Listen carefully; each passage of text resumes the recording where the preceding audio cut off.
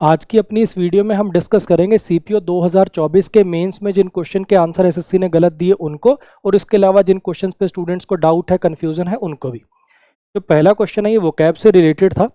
Genesis का synonym पूछा गया था। जेनेसिस का मतलब होता है starting of something, beginning of something, ठीक है। इंसेप्शन का भी मीनिंग होता है स्टार्टिंग ऑफ एन ऑर्गेनाइजेशन, है ना। तो यहाँ पे इंसेप्शन वर्ड जो है वो सिनोनिम के लिहाज से सबसे बढ़िया था। इन्होंने इन्फेचुएशन वगैरह दे रखा है, तो एक तो ये आंसर गलत हो गया। इसके अलावा ये डायरेक्ट इनडायरेक्ट का सवाल था। अब यहाँ पे लिखा हुआ है डायरेक्ट स्पीच भी, मतलब रिपोर्टिंग वर्ब भी पास्ट में, तो इधर भी कोई दिक्कत नहीं है। यहाँ पे डू नॉट वांट लिखा हुआ है, यानी प्रेजेंट इंडेफिनिट है, तो डिड नॉट वांट के अंदर ये चेंज होना चाहिए था। ये डज नॉट वांट वाला यहाँ पर आंसर दे दिया, हाँ कि ना। तो डिड नॉट वांट वाले आंसर कौन से हैं? ये वाले। अब टोल्ड के लिए तो आगे ऑब्जेक्ट होना चाहिए, ऐसा तो कुछ है नहीं, तो इसका मतलब ये वाला जो है ये अपना सही आंसर होना चाहिए था। इसके आगे अविका सेज। अब यहाँ पे भैया आप सबने पढ़ रखा है कि अगर रिपोर्टिंग वर्ब प्रेजेंट में हो, मतलब रिपोर्टिंग वर्ब बेसिकली पास्ट में ना हो, प्रेजेंट में हो या फ्यूचर में हो, तो इस साइड पे रिपोर्टेड स्पीच के अंदर टेंस का चेंज हम नहीं करते। तो यहाँ पे अगर दिया हुआ है प्रेजेंट परफेक्ट, तो वो प्रेजेंट परफेक्ट का प्रेजेंट परफेक्ट ही रह जाना चाहिए था। अब यहाँ पे इसको पास्ट परफेक्ट में चेंज कर दिया, तो ये तो गलत हो गया। अब इनमें से कौन सा आएगा? ऑब्वियसली जब उसने यहाँ पे आई बोला तो इधर शी में चेंज हो जाएगा, और ये रिपोर्टिंग वर्ब का टेंस चेंज होगा नहीं, तो आंसर आ जाएगा जी आपका डी ऑप्शन। इसमें भी सेम वही गलती कर रखी है।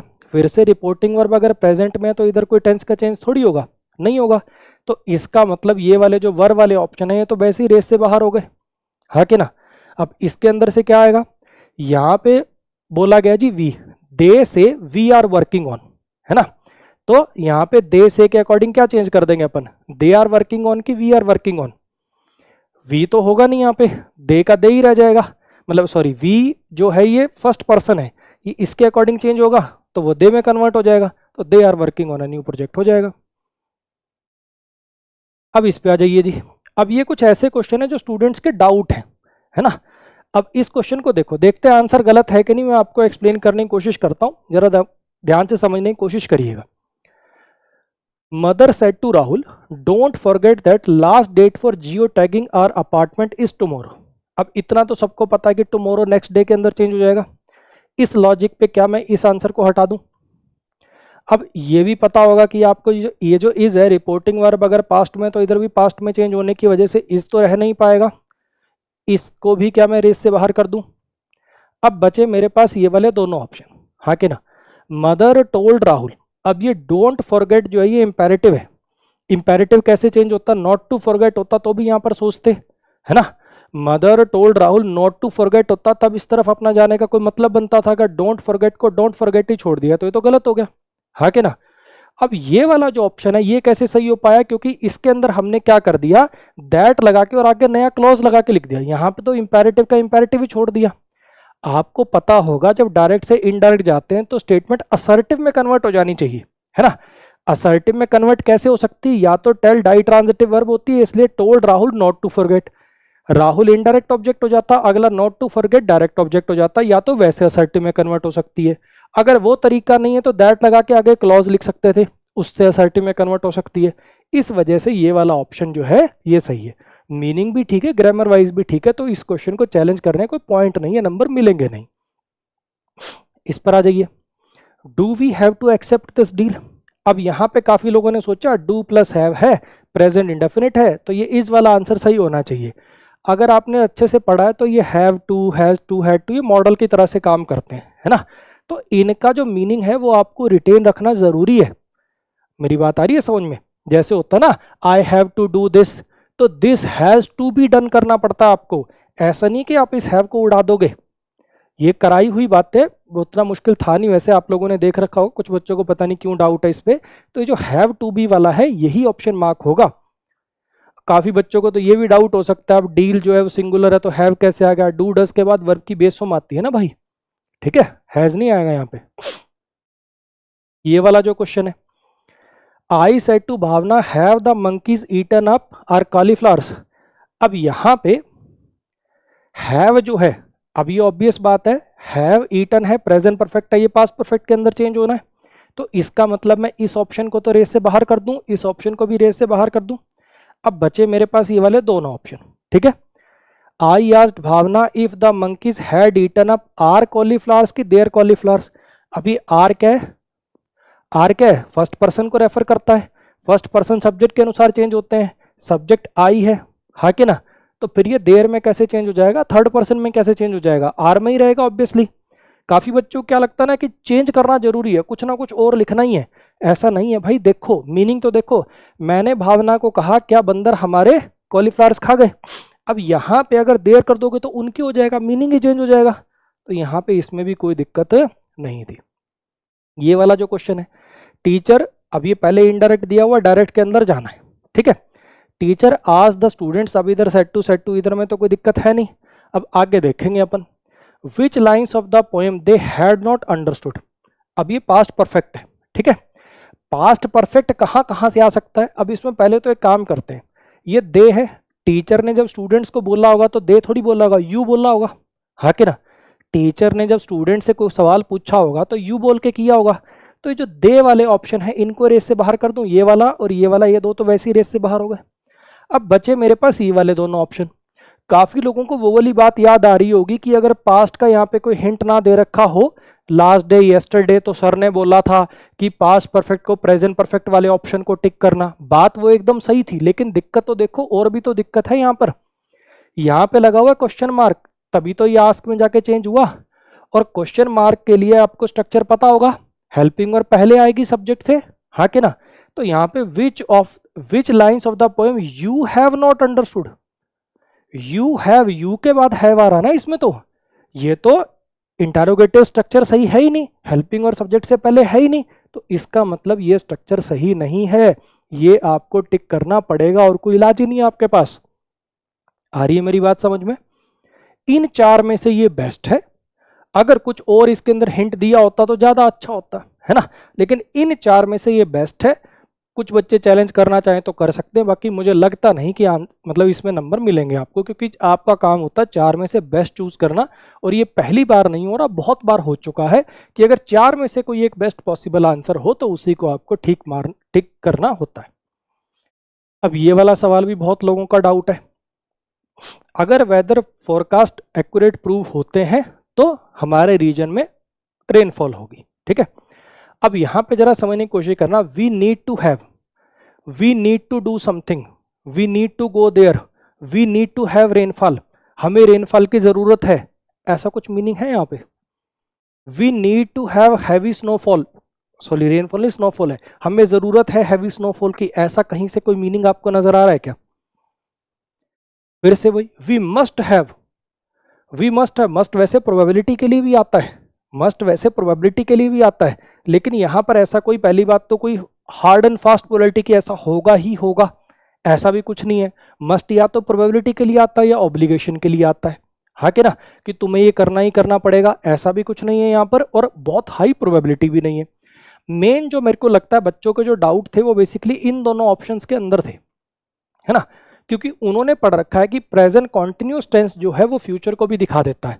जैसे अगर मैं कहूं we are having a party tomorrow, we are having a party tomorrow, क्या ये सेंटेंस गलत है? बिल्कुल गलत नहीं है, सही है। We will be having a party tomorrow भी सही है, और we are having a party tomorrow भी सही है। तो इसी चीज को दिमाग में रख के बच्चों को ऐसा आ रहा होगा कि प्रेजेंट कॉन्टिन्यूस भी फ्यूचर को दिखा सकता है, तो वी आर हैविंग, ये वाला सेंटेंस सही होना चाहिए। मैं ये कहूंगा कि गलत नहीं है, ये गलत नहीं है, लेकिन समझना वो वाली चीज पता कब होती है, जब एक सिंगल लाइन होती है। यहाँ पे आगे देखो कंडीशन दी हुई है, अगर वेदर फोरकास्ट एक्यूरेट प्रूव होता है, इस केस में ये फ्यूचर को नहीं दिखा पाएगा बच्चे, समझना ये वाली बात कंडीशनल के अंदर में लिखी हुई है, तो यहां पे वो वाली बात अप्लाई नहीं हो पाएगी कि आपकी प्रेजेंट कॉन्टिन्यूस फ्यूचर को दिखा दे।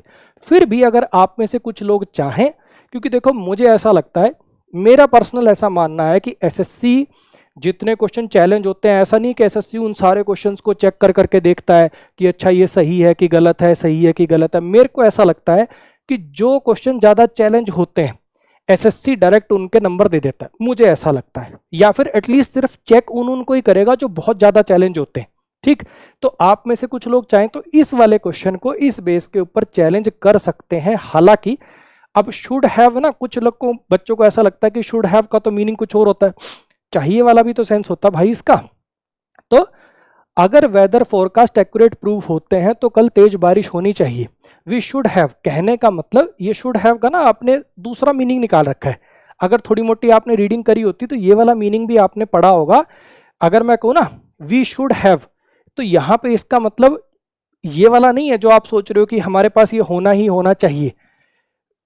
इसका एक फ्यूचर वाला मीनिंग भी होता है। अब डिक्शनरी में शुड को टाइप करेंगे तो ऐसे कोई ना कोई सेंटेंस आपको जरूर मिलेंगे। अगर ये होता है तो ये हो जाना चाहिए। We should have a good output, ऐसी चीजें आपने सुनी होंगी कि बारिश से ही अगर बारिश अच्छी खासी हुई तो इस साल we should have a good, मतलब आउटपुट क्रॉप या जो भी यील्ड, इस साल हमारी क्रॉप अच्छी हो जाएगी। वो वाले सेंस में भी शुड हैव का यूज होता है। तो दोनों में से अगर एक चुनना हो तो ऑब्वियसली ये ऑप्शन बेहतर है। लेकिन हाँ, जो लोग चैलेंज करना चाहें आर हैविंग के दम पे वो कर सकते हैं। मुश्किल है नंबर मिलने, लेकिन हो सकता है कि बहुत ज्यादा लोग अगर चैलेंज करें तो शायद इसके मार्क्स आप लोगों को मिल जाए। आगे जी, इंडिया की जो कोस्ट लाइन है वो फैली हुई है इतने किलोमीटर तक। अब यहाँ पे आप देखेंगे ये सब्जेक्ट है, ये वर्ब है, फॉर प्रीपोजिशन है। अब यहाँ पर ये इस प्रीपोजिशन का ऑब्जेक्ट है, ये वाले ऐसे एडजेक्टिव है। 7,500 इसके लिए और ओवर इसके लिए एडवर्ब की तरह से काम कर रहा है। ठीक है, अब यहाँ पे जरा समझने की कोशिश करना। कुछ बच्चों को तो ये डाउट है कि सर इंडिया के ऊपर अपोस्ट्रोफी एस कैसे लग गया। आपको मैंने क्लास में पढ़ाया था कि नॉन लिविंग के साथ अपोस्ट्रोफी एस नहीं आते, लेकिन कुछ केसेस थे ना जिनमें आ जाते हैं। पर्सोनिफिकेशन था, ऐसे ही सेलेस्टियल बॉडीज था, ऐसे कुछ ईडियम्स थे, है ना। ऐसे उसमें बताया था कि सिटी के नाम के साथ, कंट्री के नेम के साथ, इनके साथ आ सकता है। तो इसमें क्या दिक्कत है? कोई दिक्कत नहीं है। यहाँ पे दिक्कत है, इंडिया की कोस्ट लाइन फैली हुई है इतने किलोमीटर तक, इंडिया की कोस्ट लाइन फैली हुई है इतने 1000 किलोमीटर तक। जो ऑफर करती है, ये मीनिंग देना है ना, जो ऑफर करती है plethora of must visit beaches, must visit ऐसी जो विजिट करनी चाहिए, ऐसी विजिट, ऐसी सेलेस्टियल, ऐसी कोस्टल डेस्टिनेशन वगैरह बहुत सारी हैं हमारे पास ऑफर करने के लिए। ये कहना चाह रहा है यहाँ पे ये। तो या तो यहाँ पे लिखो India's coastline stretches over 5,700 kilometre which offers करके बना लो, या तो which offers a plethora of ऐसे करके बना सकते हो, है ना। एंड ऑफर से भी काम चल जाएगा, इंडिया की कोस्टलाइन इतनी फैली हुई और ऑफर करती है। ऑफरिंग से भी काम चल जाएगा, विच ऑफर्स लिखें या डायरेक्ट ऑफरिंग लिख दें, बात एक ही है।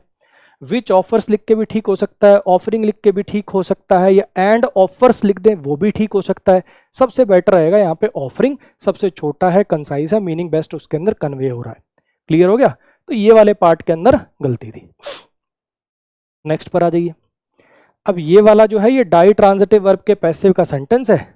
सब्जेक्ट हो गया, वर्ब हो गया, ये इनडायरेक्ट ऑब्जेक्ट हो गया और ये डायरेक्ट ऑब्जेक्ट हो गया।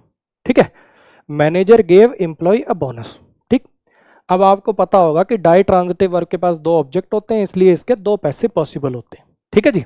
अब यहाँ पे या तो बोनस को सब्जेक्ट बना के मिल सकता है या एम्प्लॉय को सब्जेक्ट बना के काम चल सकता है अपना। ठीक, अब यहाँ पे ऑब्वियस बात है, गेव तो पास्ट इंडेफिनिट है तो वॉज गिवन से बनेगा, तो इस ऑप्शन को तो मैं रेस से ही बाहर कर दूं, हाँ कि ना। अब बाकी ऑप्शन देखते हैं अपना। The bonus was given to the employee by the manager, the employee was given a bonus by the manager, the employee was given by the manager by the bonus. ये क्या है? एम्प्लॉय को दिया गया manager by the bonus, तो ये वाला भी रेस से बाहर कर दें अपन।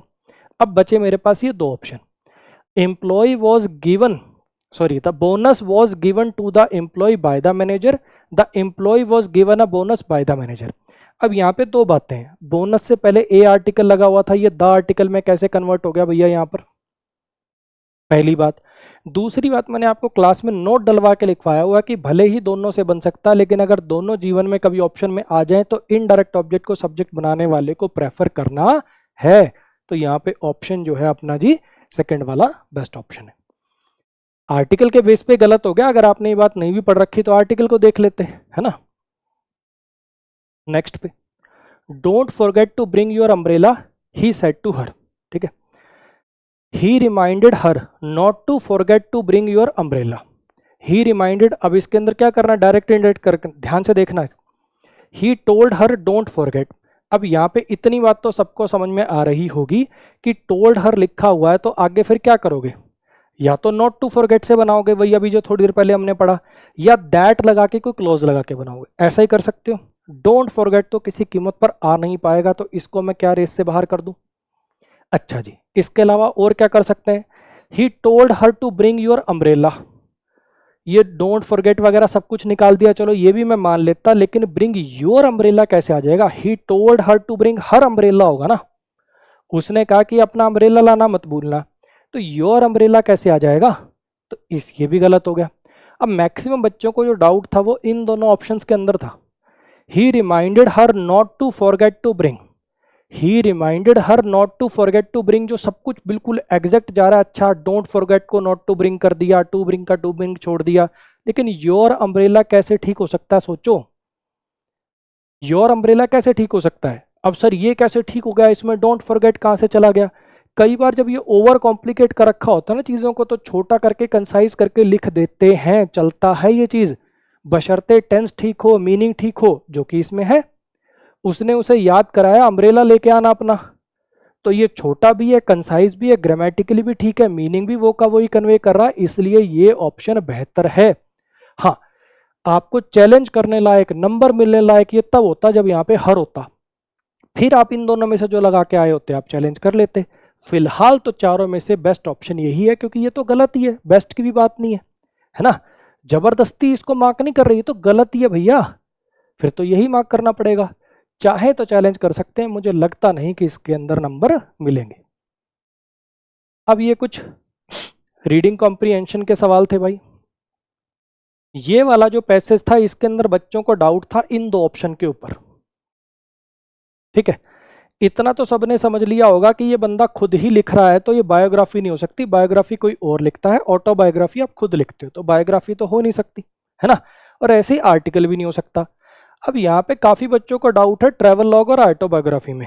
ट्रैवल लॉग क्योंकि ये कहीं घूमने फिरने की बात कर रहा है बच्चे, ट्रैवल लॉग पता क्या होता है? जिसमें आप बताते हो मैं यहाँ गया, वहाँ पे मैंने ये चीज़ देखी, ये चीज़ अच्छी थी, है ना, कई टूरिस्ट डेस्टिनेशन टाइप घूमने की बात करोगे।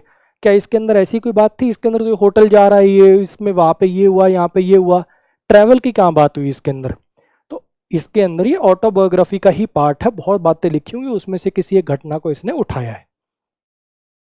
नेक्स्ट पर, अब ये वाला जो क्वेश्चन था इसके अंदर वही वाली बात है, देखो जैसे बच्चे मेरे से पूछते ना सर ये वाला क्यों नहीं हो सकता, अगर मैं पलट के वही बात है कि उनसे पूछ दूं कि ये न्यूज़ रिपोर्ट क्यों नहीं हो सकता, समझना बच्चे, research, scientific report, survey report, इनके लिए बहुत ज़्यादा डेटा होना चाहिए था, बहुत डिटेल्ड बातें, बहुत माइन्यूट बातें होनी चाहिए थी। जब आपने इसको पूरे को पढ़ा, बिल्कुल सिंपल प्लेन बातें हैं जैसे न्यूज़पेपर में आती हैं। रिसर्च वाले जैसे थीसिस सबमिट करते हैं, रिसर्च रिपोर्ट, साइंटिफिक रिपोर्ट, तो उसके लिए तो बहुत डिटेल्ड बातें होनी चाहिए थी, जैसे कि इसमें नहीं है, इसमें ऊपर ऊपर सतही बातें हैं, इसलिए ये लास्ट वाले तीनों ऑप्शन इसके अंदर पॉसिबल नहीं है। और मैंने आपको जब पढ़ाया था, अगर आपने मेरी वीडियो देखी, मैंने उसके अंदर भी बताया था कि ये वाले ऑप्शन सिर्फ लिखने के लिए लिखे जाते हैं, न्यूज़ रिपोर्ट और एडिटोरियल के अंदर ही फाइट होती है मेन। ये वाला जो क्वेश्चन था ये भी काफ़ी लोगों को इसने परेशान किया, है ना, क्योंकि यहाँ पे उसने देखा, देखो वो क्या बच्चे क्या कह रहे हैं, लास्ट के अंदर यहाँ पे दिया हुआ है वाइल्ड एनिमल डिपिक्ट किए गए हैं और 11 ह्यूमंस की पेंटिंग डिपिक्ट करी गई है, ठीक है। अब वो बच्चे क्या सोच रहे हैं कि ह्यूमंस की लिखी हुई या मेल और फीमेल तो कुछ लिखा ही नहीं हुआ, तो वो इनमें से एक मार्क करके आ गए, लेकिन उन्होंने इसकी पहली तीसरी ही लाइन जो थी इसकी, यहाँ पे देखो स्पेशली लिखा हुआ है 11 फिगर्स हैं मेन और वीमेन दोनों की, स्पेशली लिखा हुआ मेन वीमेन दोनों की 11 फिगर्स हैं, ये उन्हीं 11 फिगर्स को तो बाद में दोबारा लिखा हुआ है, तो वाइल्ड एनिमल भी हैं, मेल फीमेल भी हैं। ये जो कप मार्क है भैया ये केव से बाहर हिल पे थे, केव के अंदर थोड़ी थे ये, यहाँ पे देखो cup mark has also been spotted some 20 feet up the hill, क्या ये केव के अंदर थे? तो यहाँ पे जो कप मार्क है इस आंसर के अंदर कोई दिक्कत नहीं है। अब ये वाला जो क्वेश्चन है इसमें भी डाउट किसी को नहीं है, इसमें डाउट किसी को नहीं है, लेकिन है क्या चीज ना, इस आंसर को मानने का मन नहीं कर रहा। क्यों नहीं मन कर रहा? वास्को डिगामा के द्वारा डिस्कवरी, ये तो देखो एक ही लाइन में है, तो ये वाले में तो किसी को डाउट हुआ नहीं, ठीक है। Elimination of rivals by different companies, इसके बारे में लास्ट की 2-3 लाइनें हैं कि भैया उन्होंने क्या किया, एक दूसरे से फाइट करी, ये वो सब चीजें। अच्छा, trading mechanism of foreign companies, वो कैसे ट्रेड करती थी, फॉरेन कंपनीज कैसे ट्रेड करती थी, अच्छा इसके बारे में भी कुछ लाइनें हैं कि भैया वो यहाँ से सस्ते में खरीदती थी, वहाँ जाके बेचती थी, लेकिन 3-4 लाइनें हैं मैक्सिमम। है क्या चीज ना, ये जो तीनों ऑप्शन है ना, ये बच्चे को लग रहा है कि क्लोज है, लेकिन जैसा कि मेरी अगर आपने वीडियोस देखी हैं टाइटल ये वाली, तो मैंने आपको एक सिंपल सा फॉर्मूला बता रखा है इसका, जिसके बारे में सबसे ज्यादा लाइनें लिखी जाएं वही होगा आपका आंसर। हाँ कि ना? अब मुझे बताओ किसके बारे में सबसे ज्यादा लाइनें लिखी हैं, इसके बारे में कितनी लाइनें होंगी, मैक्सिमम 3 या 4। इसके बारे में कितनी लाइनें लिखी होंगी, मैक्सिमम 3 या 4। ये जो ईस्ट इंडिया कंपनी का भारत आना है, कैसे आए, ये किस चार्टर के थ्रू आए, ये निकाला, ये पूरा का पूरा जो पैसेज है, बल्कि इवन यहां कुछ तक, ये पूरा का पूरा इस बारे में है, हाँ कि ना?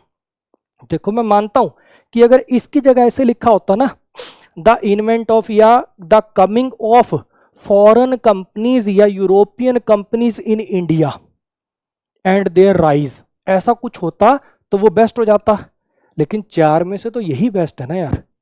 मैं मानता हूं कि इससे बेहतर और टाइटल या इससे बेहतर और लाइन लिखी जा सकती थी, लेकिन इन 4 में से तो यही बेस्ट होगा ना भाई। ठीक है, तो ये थे जी आपके डाउट वाले क्वेश्चंस। ठीक है, काफ़ी बच्चों के मैसेज आ रहे थे, कमेंट आ रहे थे कि सर काफ़ी टाइम से, लगभग 1.5-2 महीने से यूट्यूब पे कोई वीडियो नहीं आई है। शॉर्ट में बता देता हूँ, देखो ज़्यादा सिंपथी वगैरह लूँगा नहीं। ठीक है, एक चीज़ होती है कार्पल टनल सिंड्रोम बोलते हैं उसको। ठीक है, उसमें क्या होता है, ये जो अपनी हथेली होती है, यहाँ से एक नर्व गुजरती है जो बेसिकली इन 3 उंगलियों में, इस अंगूठे में जाती है, और वो नर्व क्या होता है, कई बार दब जाती है, जिसकी वजह से उंगलियों में सेंसेशन खत्म हो जाती है, जैसे उसको पैरालिसिस टाइप समझ सकते हो, तो उंगलियां काम करना बंद कर देती हैं। तो लास्ट 2-2.5 महीने से मेरे को वो दिक्कत आ रही थी, मतलब इतनी ऐसी दिक्कत थी कि पेन नहीं पकड़ पा रहा था मैं, खाना नहीं खा पा रहा था अपने हाथ से। सोचता ना बंदा कि सर्जरी क्यों ही कराएं, पहले एक्सरसाइज से ठीक करने की कोशिश करते, ये दवाई खा ले वो दवाई खा ले, लेकिन बात बनी नहीं।